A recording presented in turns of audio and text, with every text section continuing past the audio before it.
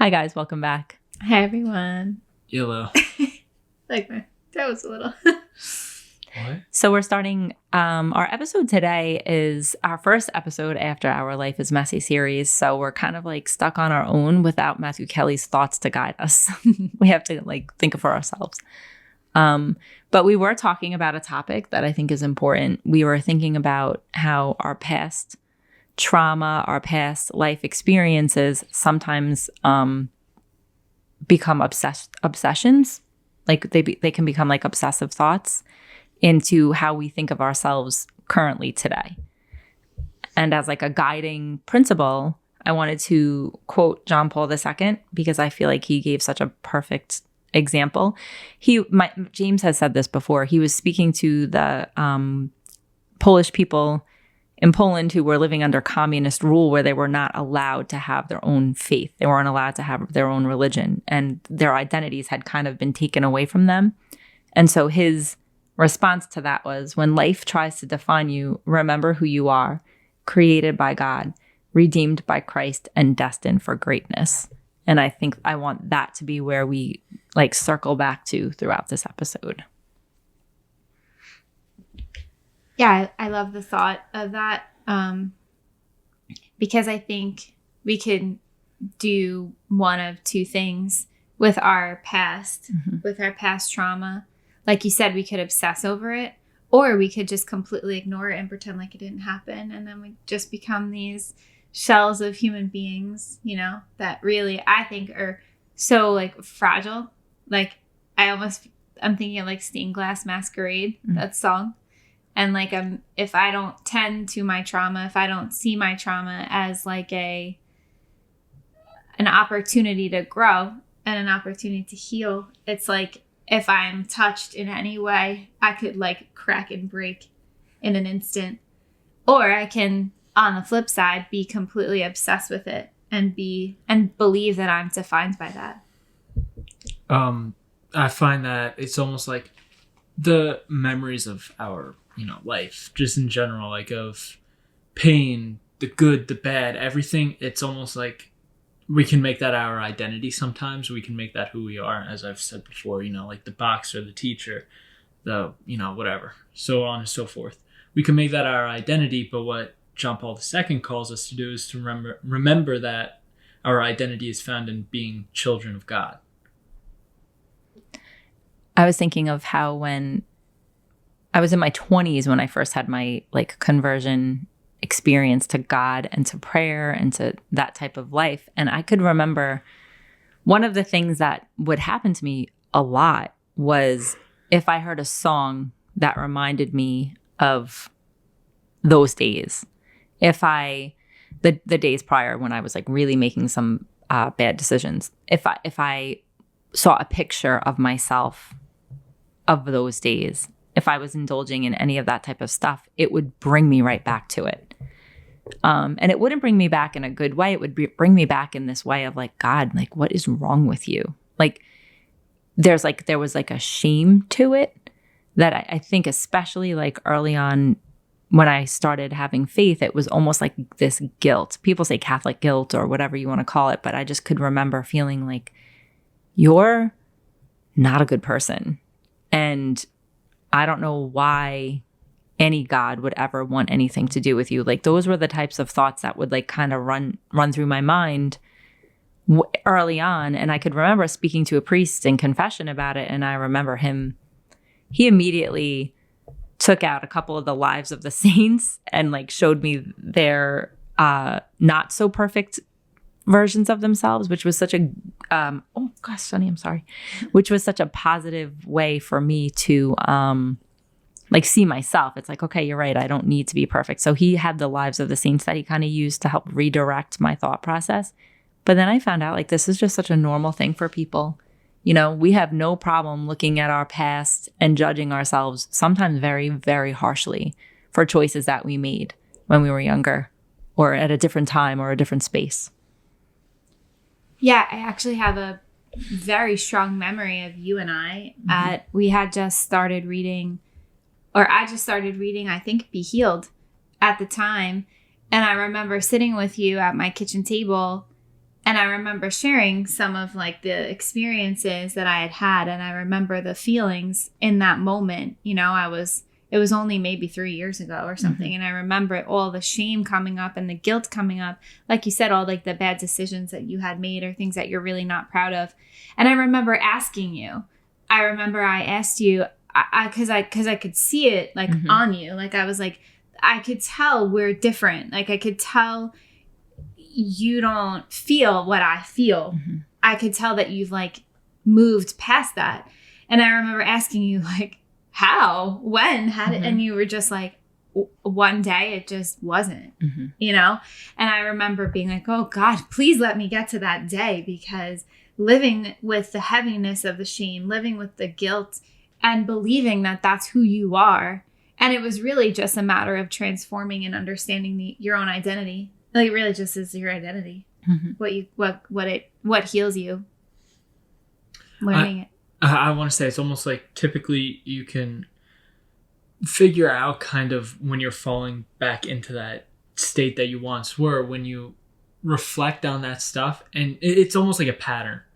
You could see it. You know, I don't know, you take too many drinks one day or something like that, or there's specific actions that happen which can show you where you kind of are in that. And I want to say that it's almost like it's all right. It's like all right to understand that you're not perfect, and you're going to have that like guilty stage. I mean, that's a sign that your heart's not hard.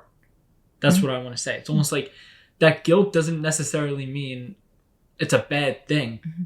but it's also showing you you're still able to love. You're still able to connect. You're just, a little bit hidden away right now. You're just hiding a little bit. And maybe when you realize like, oh, maybe I'm guilty because my heart softened, maybe now it's time to step into the light and apologize. It's almost like I always think of my relationship with God like a kid, I don't know, accidentally drawing on their parents' car or something, trying to think they're helping. And it's almost like now you know you did something bad, but you're afraid to admit to it because you're afraid of the punishment. You think he's going to punish you when all he wants is just the honesty. I didn't feel like that. It was more of a punishment of myself. It was more of like a self-blame, a self-hatred, a self-condemnation. He was like not as much a part of it for me as my own. It was like, you're the problem. You're the mistake. You made those choices. And I could remember like I bought that. Like I bought into that. And it's true. That's the part of it that I think is so tricky. It's because it's not a lie. It's true. I was the problem. I made the choices. I made the mistakes. But I don't think where I was at the point where I was able to say, but I also made a different choice. I also made a change. I also made this other decision. I feel like I was more willing to give God all of the credit for good, but keep all of the negative for myself. And in all honesty, that is part of that angelic realm of world that we live in, where the negative thoughts that come are not always just ours. They're just not. They're sometimes placed within our minds and our hearts in order to keep us captive. Whereas the other voice of truth, it's like it comes when you're willing to be open to receive the gentle correction.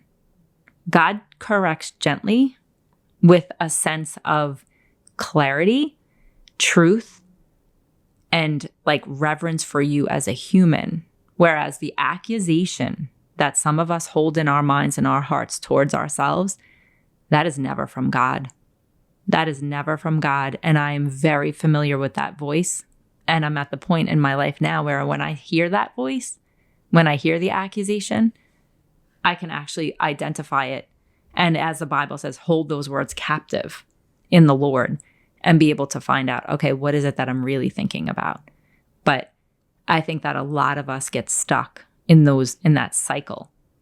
Or your cycle could be, you're the problem. Everyone else is the problem. You know, a lot of times, and if we're honest, we see other people's mistakes and we point them out to them every chance we get. I mean, if that's just an honest thing, I think that all humans do. We look at other people and we're just like, well, don't you remember when you did this? That's just another part of, I think, the human economy. But why is it that we're always thinking about other people's downfall too? Again, that is not the spirit of the living God. That is not the spirit of the living God. That is a different voice. That is a voice that is trying to hold people captive. It's condemnation versus conviction. Mm-hmm.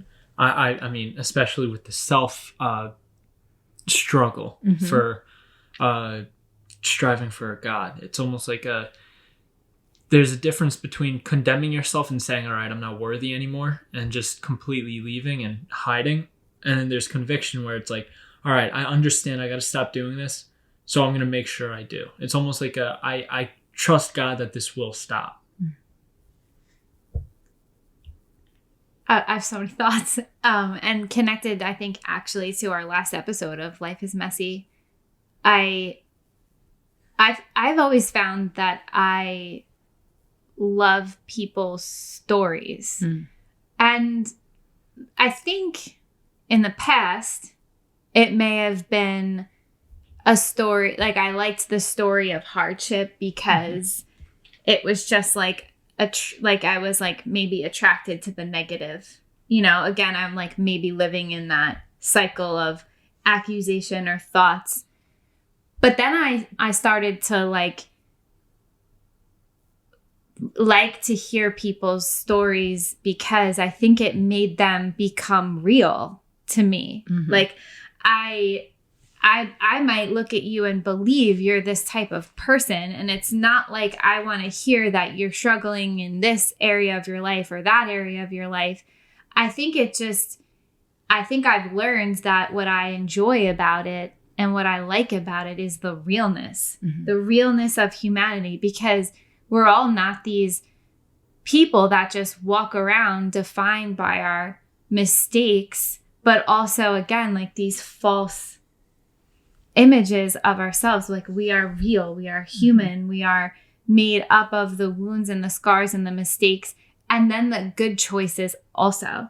So I think like learning to like see them both as like redemption stories or testimonies or whatever it is, it's like, I think people's stories really matter, and I don't think we have to be afraid of them.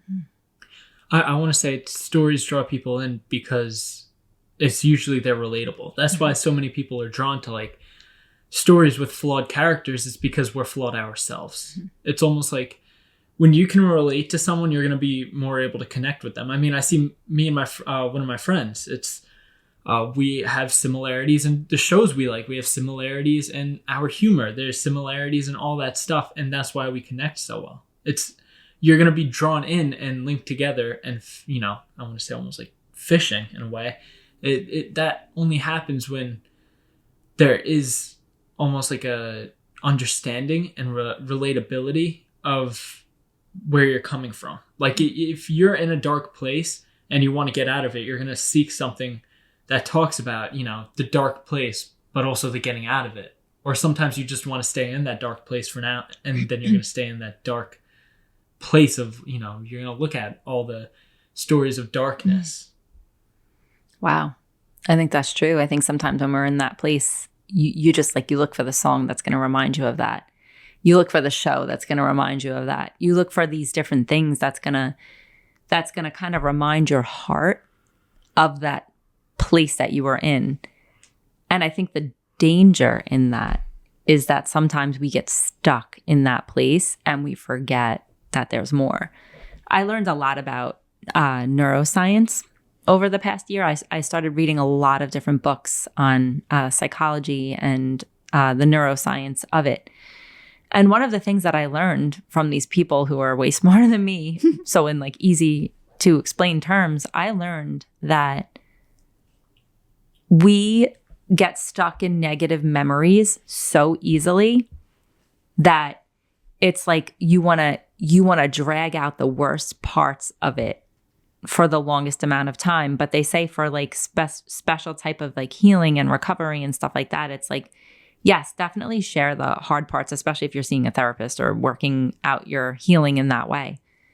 But also invite God into those moments of struggle. Invite God into those moments of weakness. Invite God into those moments or or really just invite like any type of a spiritual, like they say God, the Blessed Mother, whoever you're comfortable with, into those moments. And then as you remember the good parts of it, they say they want you to focus longer on the good. So when you retell your story, they want you, yes, to show where you came from, but to really focus heavily on the where you are now, to really retell your version of yourself in the best of terms. Like, this is where I am now, and say that part of the story, because the brain holds on to what gets repeated. So if you repeat the negative over and over and over again, then the negative is kind of where you stay.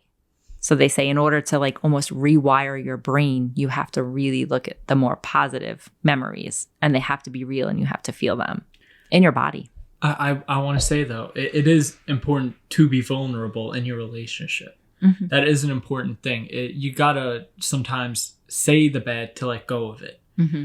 And then you can focus on the good. Because if you're just bottling the bad and you stick with it and you keep it inside, that's gonna only hurt you more. Mm-hmm. You can't just ignore it. You gotta attend to it. Like I know I've said it before, the, customer, the waitress, the, kind of restaurant analogy. I don't know how to put it.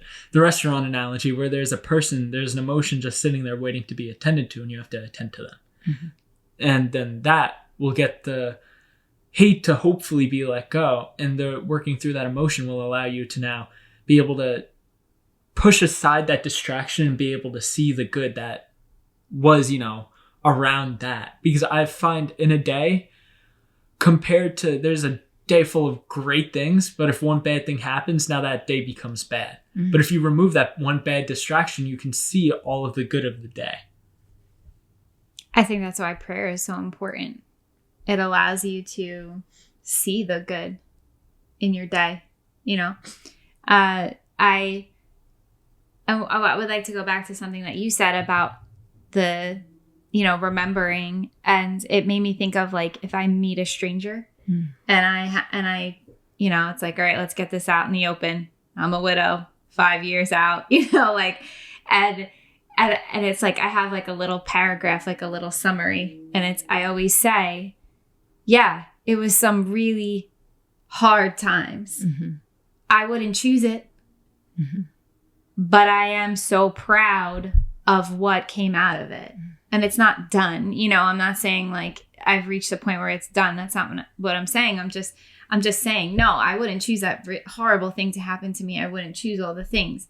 And it was hard and it was ugly, but I have learned so much and grown so much, and life has changed so much for the better in ways, and sometimes hard and sometimes not so good. But like, I think it's getting to that place of like being able to say like, like 20% of like, yeah, really hard. I'm not going to ignore that. I'm not going to pretend like it wasn't. Mm-hmm. But like, here I am now. 80%. Wow. Yeah. Wow. Yeah. And it takes a long time to get there, because like in the beginning, you're whatever mm-hmm. hardship you're going through, you're 100% in the hardship. You're 100%. It's like almost like black and white. I don't know. Like you're 100% in that darkness. And then like slowly. And then, it's like, did I just laugh? Am I allowed to mm-hmm. laugh? And then it's amazing how over time that the healing takes place. And I think the point to all of this is like healing is possible. That's an important message to convey. And I think that's going to lead into like where we're going mm-hmm. with our next series is healing is absolutely possible. And it's not just I was this and now I'm this. It's not just like how dark and how light and how different. It's the journey of the way there. And it's the healing that takes place over that time, which is absolutely 100% possible with God. Mm-hmm. You can go, Mom. Okay. And I want to say also, like, in the next series that we're going to be doing, it doesn't have to be something huge like that loss. Like, everybody's experiences matter. So if you don't have that giant loss, but like, maybe somebody said something really negative to you on your wedding day. Maybe somebody like looked at you on the day that you were getting married and made like a comment about like, wow, you're really going to do this? And like, sometimes we look at those words that are said to us and we're like, oh, it's okay that they said that, but 10 years later, you still remember those words that were spoken to you on your wedding day. And sometimes it's like, don't just bypass the injury, which is what she said, like acknowledge it. What James said, acknowledge it, admit that it's there, and then you can have the power to kind of like work through it. But a lot of times we bypass things that are said and done because it's stupid. Why would I care about that? It didn't hurt my feelings, but actually maybe it did. And those are the types of things that I think we're going to be looking at in the next series that we're going to do.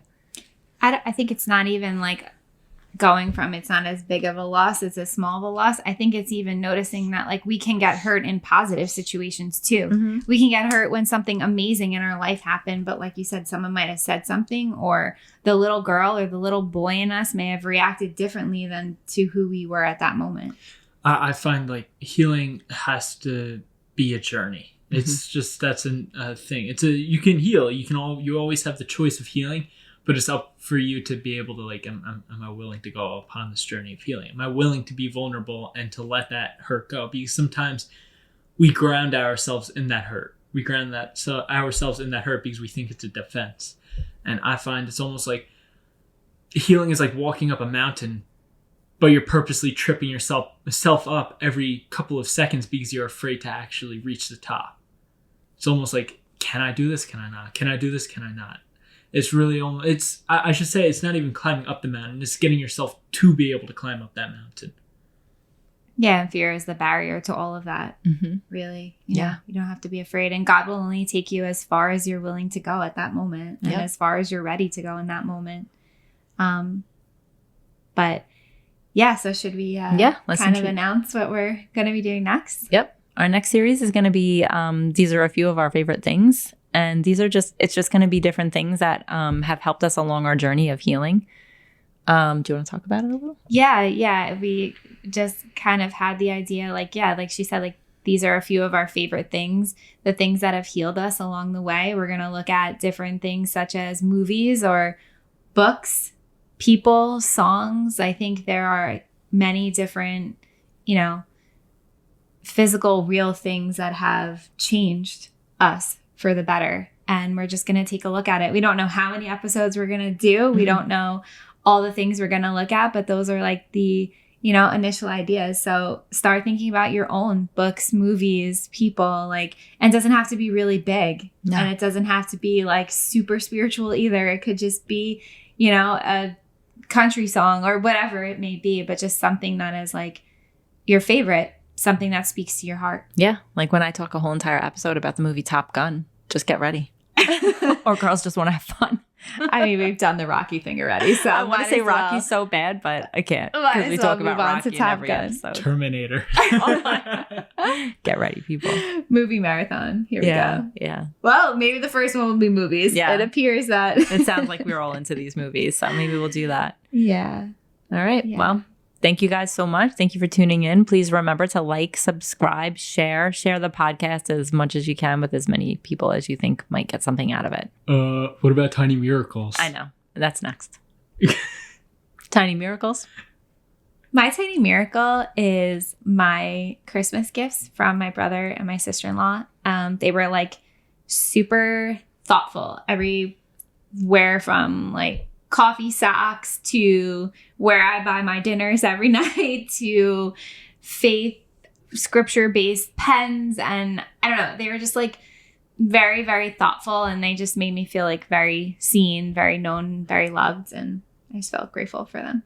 Cliche, but my tiny miracle is my friend Amanda. She sent me a message today with like a little something from the Hallow app, and she was like, this reminds me of you. And I listened to it and I was like, I felt very grateful for that and for her friendship. So Amanda, you're my tiny miracle today.